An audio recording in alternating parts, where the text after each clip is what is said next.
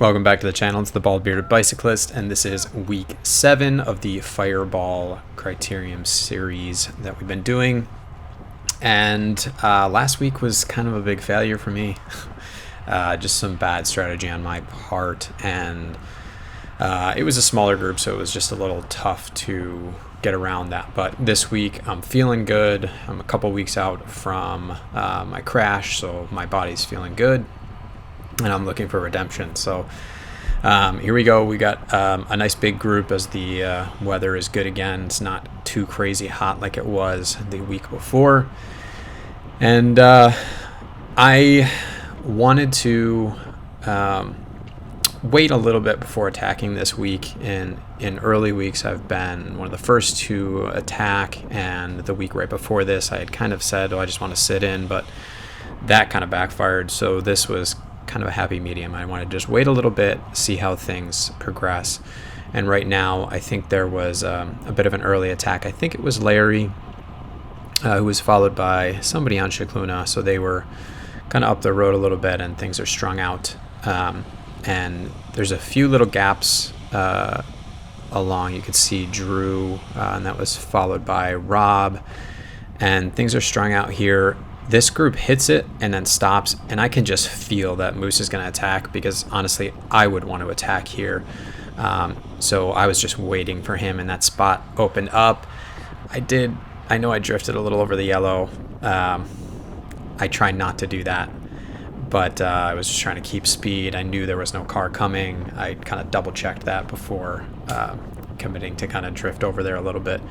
And I was really just trying to follow the wheel. So right here, he's bringing us up, but I see he's looking back, and I look back, and Todd's not quite on my wheel. So I actually hit it and used the momentum we had to try to slingshot a little bit and close the rest of this gap. So you can see Moose has to actually pick it back up.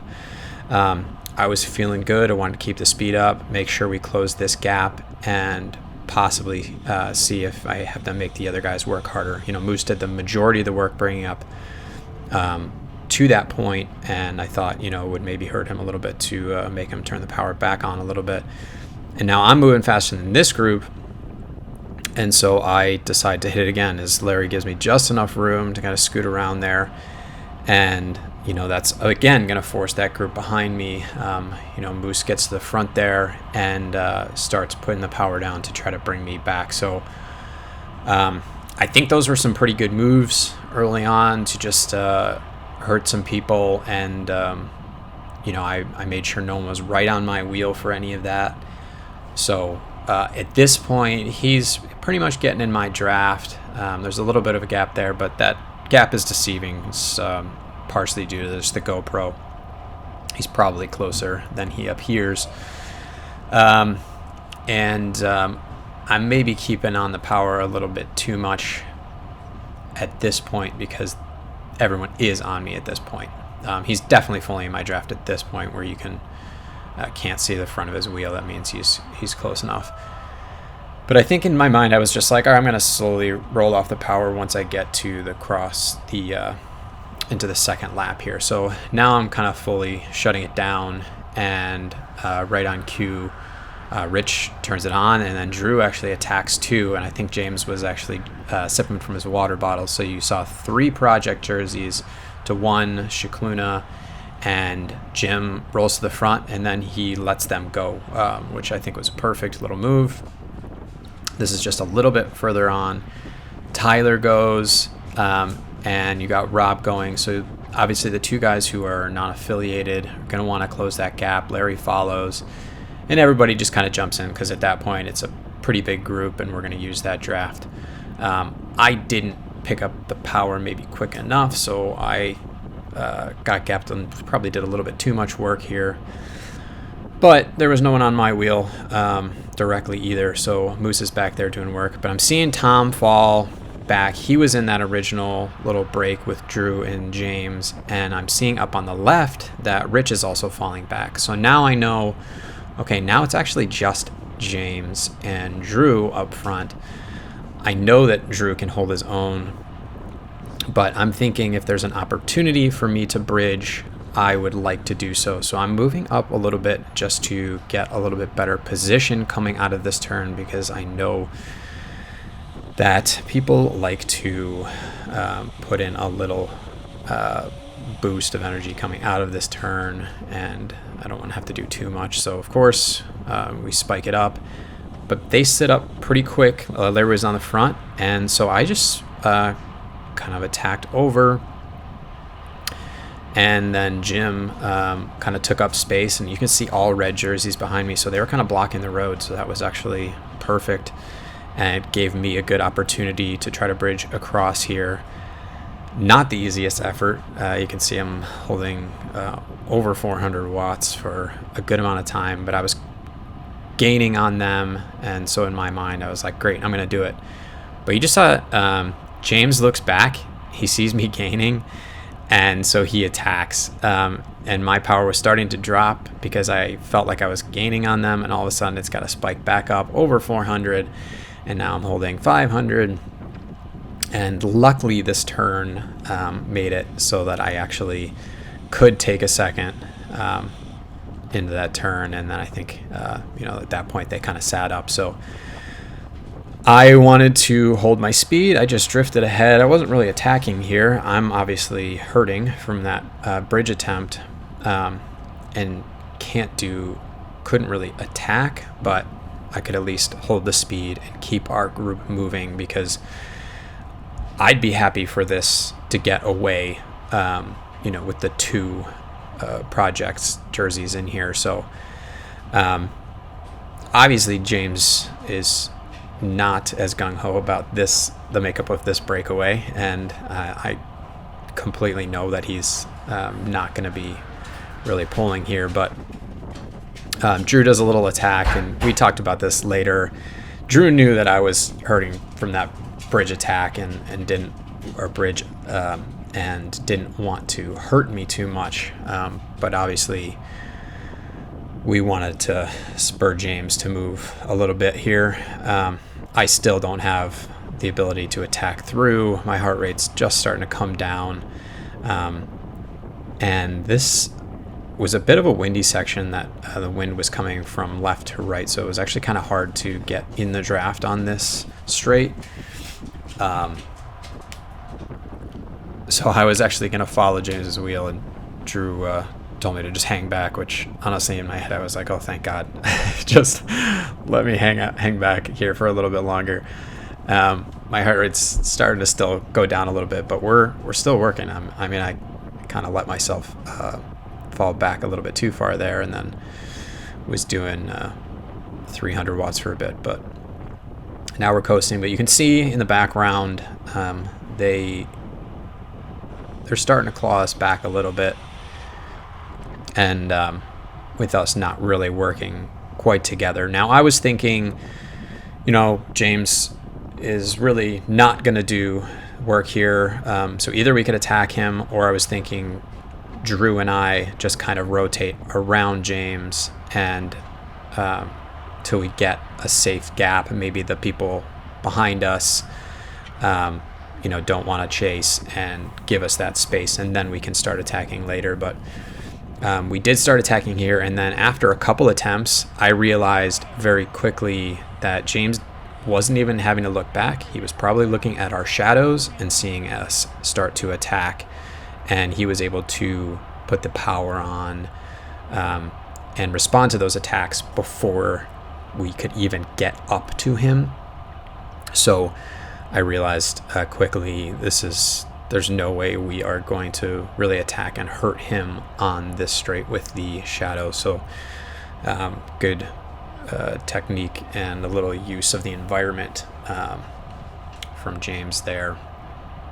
So I'm just trying to keep on the power a little bit. I don't think I realized that they had already caught us at this point, and I think I look back after this turn and realize it's all together. And let's see how this goes. I think Drew kind of lets me know too. He just says just hang out in the back, but you can see my power's dropping anyways.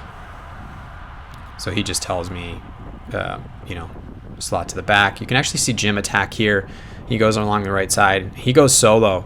Because I think Todd B, who you see in the back camera, I think he did the majority of the work bringing that group up to us. So Jim probably saw that as a good opportunity to attack and hurt him.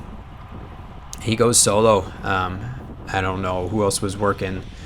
And, the week before this, Jim got second in a breakaway with him and Moose. So I was surprised no one went with that move.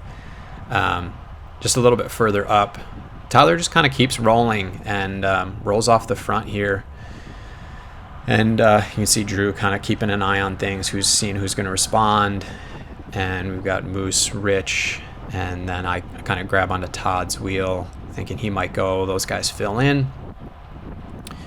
But I am committed to jump across here if no one goes. I'm just kind of keeping an eye on. And luckily Todd goes, so I am able to follow his wheel. Don't quite follow quite close enough, but I do get into the draft around here and do a little bit less work than I would normally have to if I had to bridge that by myself. But I see these guys already kind of sitting up, and I'm thinking, we've got the gap. What's going on here? So maybe they just need somebody to spur them forward. We got 2 Project jerseys. We got 2 Scicluna jerseys. Tyler's strong. He's going to help a breakaway getaway. I was like, this is a good group. Let's roll it. So I kind of attacked to spur people forward. And I get a bit of a gap myself. So I was like, you know what? If the group's just going to swallow them up and I can get away. I know Jim is up the road, so maybe I can get to him. And then Todd starts to jump across to me. So I'm thinking, okay, that's fine too. The 2 of us maybe can work together. And again, I know that I have a teammate up the road, so as long as I'm not dragging a whole group, the whole peloton up to him, I'm thinking he probably wants some help. There's still a lot of race left, and I don't want him to be out there completely solo. So I think I'd be fine if this entire group went up there, but they're not really working too hard. Todd does pull through, and he's helping keep the speed up a little bit. And then, I'm going to take a pull, and then all of a sudden I see Rich coming over too. So I'm like, all right, good. So, Rich is helping out. He's keeping the speed up. So I tell Rich that I'd like to get to Jim and help him out. And he says, maybe they'll wait a little bit. So I want to see if they'll do work, but I'm also waiting for an opportunity to, see if we can make that happen in some way. That group behind us is approaching pretty quick, and I did not know that at the time. I wasn't looking back. I was more trying to wait for an opportunity to make something happen out of our group, but you can see, looks like James brought everybody back here. So, he's probably been doing some work on the front, and I'm bringing the pace up again through this corner, and Rich is behind Todd and I. And Rich actually kind of lets Todd's wheel go, which lets us just kind of roll off the front, which is awesome. And I don't know if he did that on purpose, and or just didn't really feel like spiking it up after that turn. But you can see a lot of red near the front there, and I think everyone was just kind of looking at each other. So Todd, I kind of told Todd, I said, look, I'm happy to get up there with you. I said, as long as we work together. So there's 2 ways I could have done this, and I could have worked with him for a little bit, and then I could have attacked him to once I got close enough that I knew I could bridge to Jim solo. But then it would just be Jim and I in that break. And my thought was, I think we'd have a much better chance to stay away with 3 of us. So I'm not going to play games. I tell him, look, let's work together. I yell out to Jim. I said, I know you've been out here solo. I said, just get to the back and just sit in for a while. So I'm prepared to take a couple extra pulls here. I know that Todd's probably the least interested out of the three of us to really keep this break going, because there are, he's outnumbered. But that's fine. And I know as long as he's not playing games, if he's taking a little bit shorter pulls, I'm okay with that. So we're rolling really well together. I'm just trying to keep the pace up. And like I said, I kind of planned on taking a couple extra long pulls to give Jim some extra time to recover, with him being solo for as long as he was. And that's crazy. He does a whole lap of Grand Island before this to warm up. So it's like 40 minutes that he's doing, and he does it at threshold. And then the last 2 weeks, he's been going in a break by himself. So I don't know. He's been just doing threshold workouts long every time we do these fireballs. But we start rolling, and we're moving. I mean, we weren't flying, which goes to show you that we really were helped by our teammates back in the peloton. They were probably playing some games. They were getting to the front, trying to get other people to do work, chasing things back, and really dissuading. Sorry, I was just listening to what we were saying. This is fun. When you get into a break, and you can't see that group behind you, and you're working well together, start feeling little tingles, like it's like, oh man, this could work, and it spurs you on a little bit, which is a lot of fun. My power wasn't crazy, but we were trying to keep it consistent. I think we were moving an average of like 25 miles per hour, maybe 25 and a half, which is not crazy fast. So Todd was telling me that, and I could hear it actually, there was something up with his tire, that it sounded like it had a bumper lumping in it, something. And there was at one point when we were riding when there was a big pop, but his tire didn't flat. It must have somehow fixed whatever was going on with it. I've never seen or heard that before, but tubeless tires, I mean, it figured itself out. So now we've been working really well together, and we are on the last lap. At this point, we're all like, okay, we've done this. This friggin' squirrel, I forgot, that same spot every single lap, that squirrel would go stand in the middle of the road and was just daring us to hit him. And I think he got killed by the end of this race, which is unfortunate for him, but he just apparently wanted to commit suicide. So, I'm still not ready to play games here. I want to make sure that we do stay away.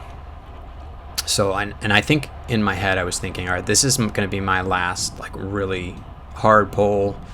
So I'm trying to keep it over 300, and you're seeing 200s, which means, wasn't quite happening. And I think I flicked my elbow at this point.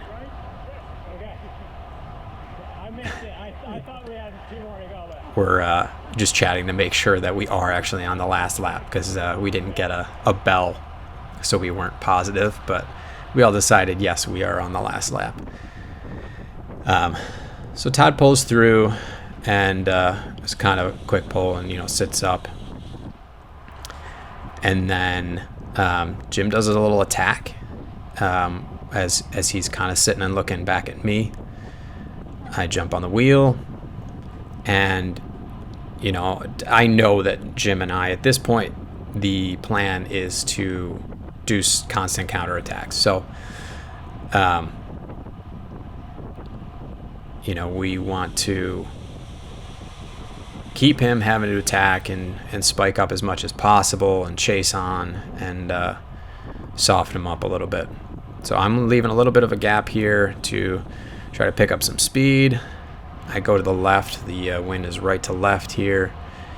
And I think the one mistake I made in this race was not fully committing to this attack, because I didn't quite keep my full-on sprint going long enough. It was still a hard attack, and I, kept 400, 500 watts for a while. It set up Jim perfectly, though. So he attacks right over. And I know Todd's just not interested. He'd rather follow me. He's closer to me in the standings. And, he's got a better shot of getting the podium in the overall series if he keeps an eye on me. So he lets Jim go. Keep in mind, Jim got second last week, and he's basically just giving him the win this week. So that may not be the case soon, as Jim's going to start creeping up those standings if he keeps getting away. But Todd is just comfortable giving Jim the win, and I'm fine with that. That's a teammate with the W. So now the problem is I'm kind of stuck on the front, and at this point I know I'm secured a podium here, so I'm comfortable with that, but I'm not really sure what I should be doing. I guess my power is kind of fluctuating. I still don't want to get caught. I don't know how far back they are, so I don't want to just full on play games and let us get caught at the line. So I'm still, I'm holding 300 here, and that's probably more than I should have been doing at this point. And then I go pretty early. That was 300 meters. That was too early for sure, especially knowing Todd is a better sprinter than I am. So I should have waited, and at this point I know he's got me. I start yelling as a joke. I was just like, Todd, damn you. But he gets me every time. All right, so that's week 7. I'll have to look at the standings, and in the next one I'll update where the standings are, and make sure you're subscribed, comment. That'll really help out the YouTube algorithm. Share these, and hopefully you tune in for the next one. All right, thanks a lot.